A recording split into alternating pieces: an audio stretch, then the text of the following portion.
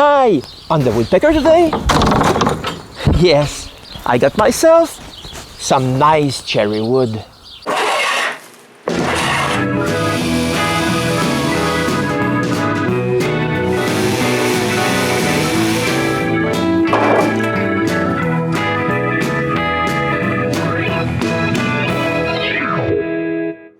In my last video, you saw me build a chainsaw mill that I keep at home.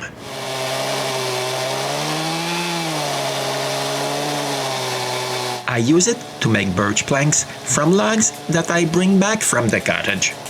At the beginning of January, we brought it on a short 600-kilometer trip. Here, we're still in Canada. Now we have crossed the border and we're in the United States. This is quite obvious with all those flags around us. We don't see that at home. But we don't cross the border to admire the flags, but rather to cut some cherry planks. Yes, Peter offered me some logs to cut into planks. Now he's having his training on how to operate the mill. Then he takes René's place and operates the winch.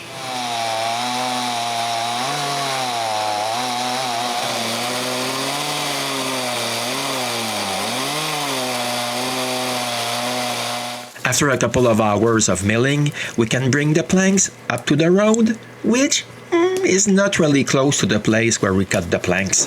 When everything is closer, we can put all the wood inside my truck and trailer.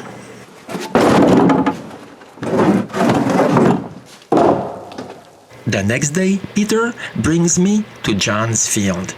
John is his brother-in-law. He owns a big hay field with a huge windmill in the middle.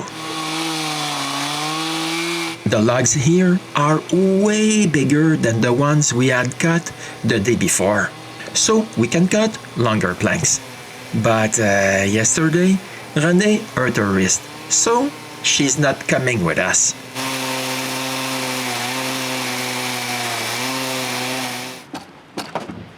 We managed to fill up the trailer. I'm quite happy, but I needed to have a closer look at that windmill. This is quite impressive if I compare it to Peter. Yes, that moving thing here is really Peter. This is all the wood we brought home. This is really exciting. Some planks are over 4 inches thick. And that's not all. I still have a full pickup box full of planks also. But we need to store them. So we decided to move my mahogany panels one shelf up to be able to store the cherry inside my old shop. Doing this takes some time because I have several mahogany panels. Bringing the planks inside the house is quite easy because the ground is all covered with ice, so I can slide the planks directly on it. Bringing them inside the basement is even simpler. Inside, I walk them up to where I want them. There's no way I can lift them by myself. It's way too heavy. But we're not done yet. There are still more of them to bring inside. René and Peter were sure I wouldn't be able to cross the border with all this wood. Okay, it's true that if I hadn't politely insisted to all 3 border guards, saying that to my understanding of the law, it's possible to bring wood to Canada as long as there's no bark on it. They weren't convinced, but after checking, they realized that I was right. Lucky for me that I politely insisted. Otherwise, all this nice wood wouldn't be in my basement.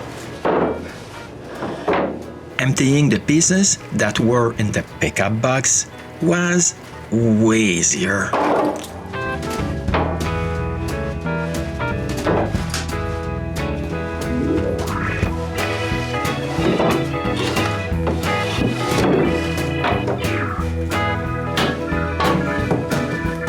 Here it is. All the cherry is inside the house. All that's left to do is to wait for it to dry. I have to say to Peter and John a big thank you for all this nice wood. And see you soon for another episode of The Woodpecker.